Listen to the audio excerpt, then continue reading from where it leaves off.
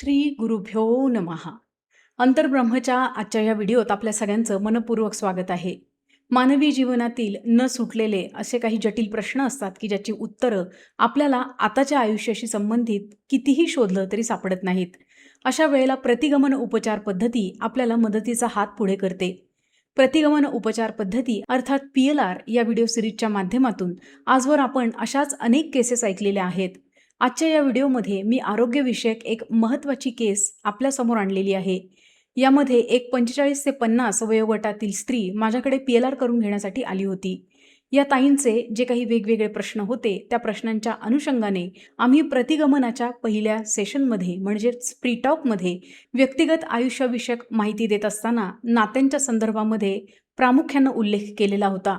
मात्र एकूणच त्यांच्या शारीरिक ठेवणीकडे पाहता सहजपणे एक गोष्ट लक्षात येत होती की त्यांचं त्यांच्या आरोग्याकडे पूर्णपणे दुर्लक्ष आहे. खरं तर घरामध्ये त्यांचे पती हे स्वतः डॉक्टर आहेत.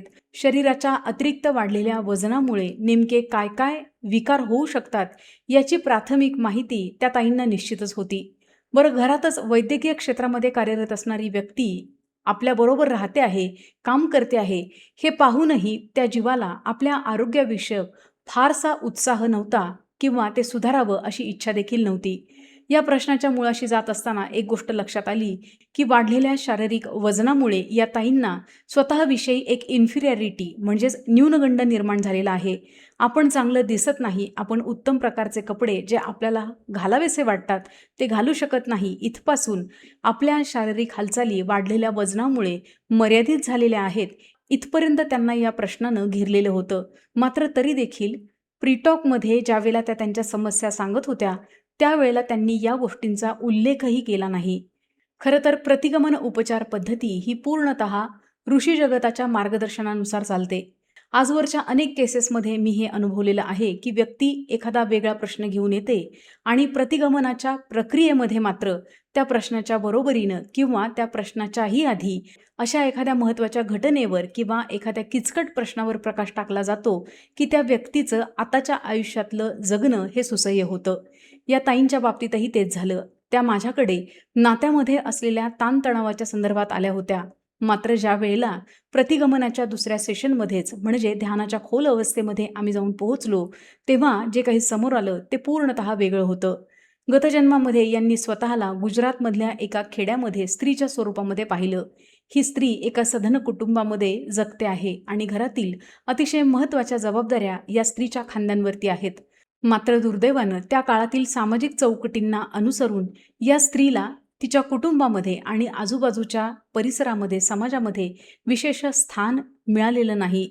याचं सगळ्यात महत्त्वाचं कारण म्हणजे त्या स्त्रीच्या पोटी अपत्य नाही.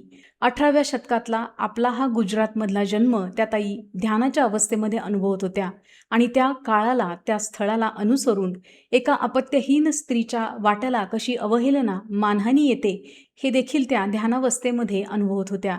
एकीकडे सेशन पुढं चाललं होतं आणि दुसरीकडे त्यांच्या डोळ्यातून घळाघळा पाणी वाहतच होतं. ध्यानाच्याच अवस्थेमध्ये पुढे जाण्यासाठी ज्यावेळेला त्यांना सद्गुरू कृपेनं मार्गदर्शन करण्यात आलं त्यावेळेला त्यांनी जो प्रसंग सांगितला तो आणखीनच मन हेलावून टाकणारा होता. कुणाचं तरी लग्न होतं आहे, आजूबाजूला सगळी सजावट, मंडळींची धावपळ आणि अतिशय उत्साहाचं वातावरण आहे. मंडपाच्या दुसऱ्या बाजूला विविध पक्वान्न शिजवले जात आहेत आणि त्याचा दरवळ सगळ्या हवेमध्ये भरून राहिलेला आहे.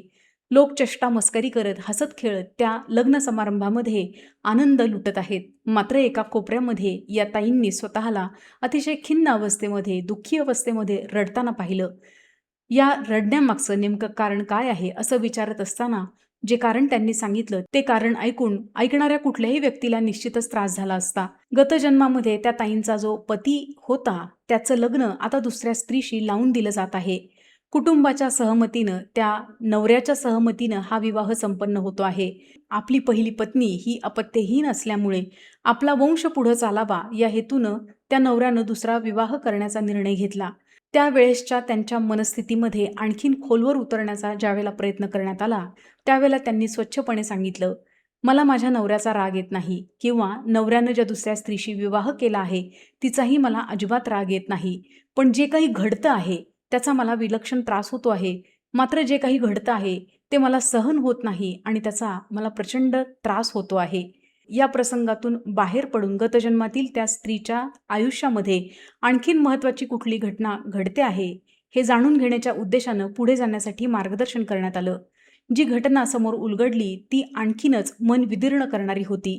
गतजन्मातील त्या स्त्रीच्या आयुष्याचा काही काळ आता पुढे गेलेला आहे.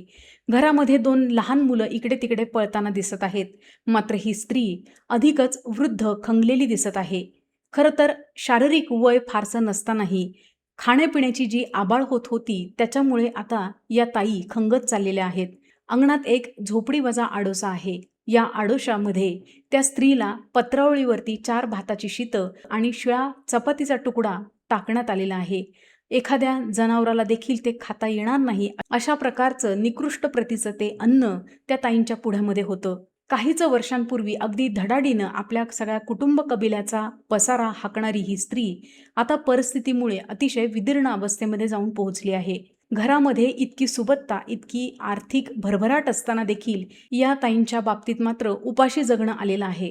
अन्नाची भूक आणि अन्नाची वासना इतकी तीव्र आहे की आपल्या बाबतीत काय घडतं आहे या घडणाऱ्या कुठल्याही घटनेविषयी त्यांना कसलीच तक्रार नाही किंवा त्याचा त्रासही त्या व्यक्त करत नाहीत. परंतु आपल्या पोटाला पोटभर खायला मिळत नाही याची वेदना मात्र जीवघेणी आहे. पुढे त्या जीवाच्या बाबतीत नेमकं काय घडलं आणि त्याचा संबंध या जन्मातल्या कुठल्या घटनेशी आहे हे जाणून घेण्याच्या उद्देशानं ज्यावेळेला मार्गदर्शन करण्यात आलं त्यावेळेला त्या ताईंनी एका प्रसंगाचं वर्णन केलं. ही स्त्री जमिनीवरती फाटक्या अंथरुणावरती लोळते आहे. छताकडे तिचे डोळे लागलेले आहेत आणि त्या अवस्थेमध्ये तिच्या समोर पंचपक्वान्नाचं ताट आलेलं आहे. सर्वत्र अन्नाचा घमघमाट सुटलेला आहे आणि तिनं मोठ्या आशेनं, मोठ्या आनंदानं ते अन्न खायला सुरुवात केली. आपल्या 2ही हातांनी ते अन्न उचलून गबागबा खाते आहे असा प्रसंग आपल्यासमोर घडतो आहे असं या ध्यानावस्थेमधल्या ताईंनी मला नमूद केलं. खरं तर तो प्रसंग त्या व्यक्तीच्या आयुष्यात घडतच नव्हता. जे घडावंसं वाटतं आहे ते जे चित्र होतं ते ती व्यक्ती आता ध्यानावस्थेमध्ये असलेल्या ताईंच्या समोर उलगडत होती. हे ऐकत असताना अक्षरशः काळजाच्या चिंध्या होत होत्या. अन्नाविषयकची भूक, अन्नाविषयकची जी वासना आहे ती इतकी टोकाची असू शकते की त्या व्यक्तीला आपण भानात आहोत की आपलं भान सुटलेलं आहे याचा विवेकही राहू नये. गतजन्मामध्ये आपल्या कल्पनेमध्ये ती स्त्री वसवस करून वेगवेगळे अन्नपदार्थ 2ही हातांनी खाते आहे. खरं तर अन्नाविषयकची जी वासना आहे ती इतकी तीव्र, इतकी पराकोटीची होती की तिची स्मृती एक चिवट गाठ बनून त्या जीवाच्या मनपटलामध्ये तशीच स्थिर झाली. दुर्दैवानं काही कालावधीतच अन्न न मिळाल्यामुळे शरीरकृश होऊन त्या स्त्रीचा मृत्यू झाला. ध्यानावस्थेमधून बाहेर आल्यानंतर त्या ताईंना काही काळ बोलताच येत नव्हतं. आपल्याला जे वेगवेगळे पदार्थ खाण्याची इच्छा होते आणि आपल्या मनावर, आपल्या जिभेवर जो संयम राहत नाही त्याचं कारण अशा पद्धतीनं आपल्या समोर येईल याची कल्पनाही त्या ताईंनी केली नव्हती. PLRच्या या सेशनच्या माध्यमातून त्यांनी जे काही अनुभवलं होतं त्या अनुभवाच्या आधारे त्यांना आपल्या आत्ताच्या आयुष्यातल्या ज्या सवयी आहेत त्याचा उलगडा आपोआपच होत होता. आपण काहीतरी फार चिवट असं ओझं आपल्या खांद्यांवरती वाहत होतो आणि आज ते अक्षरशः आपण स्वतःच हाताने उतरवून खाली ठेवलं आहे अशी एक मुक्ततेची, मोकळेपणाची भावना त्यांच्या मनामध्ये निर्माण झाली आहे असं त्यांनी मला सांगितलं. या सेशनच्या माध्यमातून आपल्याही समोर काही महत्त्वाचे पदर उलगडत जातात. यातला पहिला जो घटक आहे तो आहे प्रतिगमन उपचार पद्धतीविषयक. त्या ताईंनी वेगवेगळे प्रश्न माझ्यासमोर प्रीटॉकच्या निमित्तानं मांडले होते. त्याच्यातही अग्रक्रमाने कोणत्या प्रश्नाचं उत्तर त्यांना आत्ताच्या आत्ता हवं आहे ते देखील त्यांनी मला सांगितलं होतं. मात्र ज्या वेळेला दुसऱ्या सेशनमध्ये ध्यानावस्थेमध्ये आम्ही गेल्यानंतर तो प्रश्न बाजूला राहिला आणि जो प्रश्न त्यांच्या आरोग्याच्या संदर्भामध्ये अतिशय महत्त्वाचा आहे, गंभीर आहे, त्या प्रश्नाला गुरुमंडळाकडून हाताळलं गेलं. बघा, या निमित्तानं एक गोष्ट आपल्या स्पष्टपणे लक्षात येते. व्यक्ती म्हणून जगत असताना माझ्या आयुष्यामध्ये जे वेगवेगळे प्रश्न आहेत ते प्रश्न कोणत्या क्रमानं सुटावेत अशी जी माझी इच्छा असते ती इच्छा माझ्या सोयीनुसार मी केलेली असते आणि बऱ्याचदा त्याच्यामध्ये आपला अहंकार असा बेमालूमपणे मिसळलेला असतो की तो सुटेपणाने आपल्याला लक्षातही येत नाही. एखाद्या व्यक्तीच्या आयुष्यामध्ये आर्थिक समस्या अतिशय जीवघेणी आहे असं त्याला वाटत असेल, मात्र गुरुपरंपरेला त्याही समस्येपेक्षा तुझं आरोग्य महत्त्वाचं आहे असं वाटू शकतं आणि म्हणूनच प्रतिगमनाच्या उपचार पद्धतीमध्ये आपण जर 10 प्रश्न सांगत असू तर त्यावेळेला नेमका कोणता प्रश्न हाताळला गेला पाहिजे आणि या जीवाची कोणत्या प्रश्नातनं मुक्तता केली पाहिजे हे सर्वस्वी गुरुमंडळ स्वतः ठरवतं आणि त्यानुसार ते सेशन पुढे पुढे जात राहतं. आता इथे व्यक्तिगत माझी आवड निवड किंवा सेशनसाठी जी व्यक्ती ध्यानावस्थेमध्ये गेलेली आहे तिची आवड निवड याचा कुठेही काहीही संबंध असत नाही. खरं तर मानवी कक्षेच्या पलीकडे प्रतिगमन उपचार पद्धतीचा प्रांत सुरू होतो. कोणतीही व्यक्ती कुठल्याही दुसऱ्या व्यक्तीला ध्यानावस्थेमध्ये नेऊन ठेवू शकत नाही. ज्या वेळेला त्या व्यक्तीची वेळ आलेली आहे त्याच वेळेला ध्यानावस्थेमध्ये ती व्यक्ती जाते आणि तिला अनुभूती प्राप्त होतात आणि तिची आताच्या प्रश्नांमधून मुक्तता होते. या सगळ्या प्रक्रियेमध्ये एक विलक्षण पावित्र्य आहे. ज्या व्यक्तीचा समर्पण भाव या प्रक्रियेविषयक आणि स्वतःविषयक आहे त्याच व्यक्तीला अगदी अंतःकरणापासून याचा अनुभव घेता येतो. दुसरा जो अतिशय महत्त्वाचा घटक या सेशनच्या निमित्ताने आपल्या समोर आला तो आता इथं अधोरेखित करते. समजा एखाद्या व्यक्तीला कुठली तरी एखादी सवय असेल आणि त्या सवयीचा विपरीत परिणाम त्या व्यक्तीच्या शरीरावर मनावर होत असेल आणि इतरांनी सांगून आपण सांगूनही ती व्यक्ती जर ऐकत नसेल तर एक गोष्ट आपण इथे लक्षात घ्यायला पाहिजे. एखादी गोष्ट केल्यानं माझ्या शरीराला मनाला अपाय होणार आहे हे जर मला पटलं असेल तर मी ती गोष्ट करेलच कशाला. म्हणजेच ज्या व्यक्तींना वाईट सवयी आहेत त्यांना त्या सवयी वाईट आहेत हेच मुळात पटत नाही किंवा तात्पुरतं पटतं आणि नंतर ते विरून जातं आणि पुन्हा ये रे माझ्या मागल्या. अगदी शांतपणे त्या व्यक्तीच्या मनपटलामध्ये नेमकं काय चाललं आहे हे जाणून घेण्याची जर क्षमता आपल्यामध्ये असेल तर बोलण्याच्या पातळीवरती अनेकदा असे प्रश्न सुटतात. काही वेळेला बाह्य उपचारांची मदत घेतली जाते तर काही वेळेला प्रतिगमनासारख्या अतिशय दिव्य अशा उपचार पद्धतीच्या माध्यमातून आपल्याला समस्येच्या मुळापर्यंत पोहोचता येतं. खरं तर मानव जन्म हाच मुळात चुकांमधून शिकण्यासाठी झालेला आहे. आपण हर घडीला हर क्षणाला काही ना काहीतरी चूक करत असतो. मात्र इतरांपेक्षा आपलं आयुष्य जर सुसह्य असेल तर निश्चितपणे समजावं की घडलेल्या चुकांची पुनरावृत्ती आपण करत नाही आणि ज्या चुका आपल्या हातून घडलेल्या आहेत त्यातून आपण काहीतरी शिकतोय आणि पुढे चालत आहोत.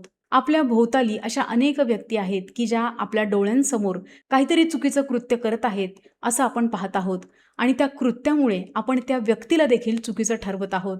वास्तविक पाहता कुठलीही व्यक्ती चांगली किंवा वाईट अशी ठोकताळ्यांमध्ये बसवता येत नाही.